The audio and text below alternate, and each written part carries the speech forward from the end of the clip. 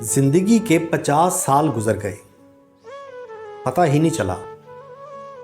लेकिन इन 50 सालों में 3 बातें जरूर सीखी हैं। आप किसी के लिए हमेशा अहम नहीं रहते।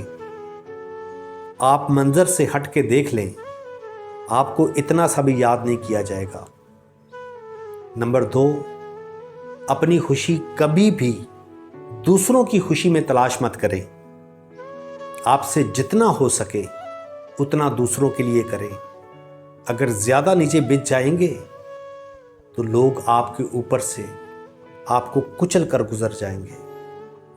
और नंबर 3, अपनी सेहत का बहुत ख्याल रखें। अगर आप बीमार हो गए, आपके दोस्त, आपके रिश्तेदार आपकी तमाददारी के लिए आएंगे ज़रूर, मगर 1-2 बार। फिर उसके बाद आपकी केयर में कमी आना शुरू हो जाएगी। इसलिए अपनी सेहत का ख्याल रखना बहुत ज़रूरी है। याद रखना, आपका सच्चा दोस्त सिर्फ़ और सिर्फ आप खुद हो।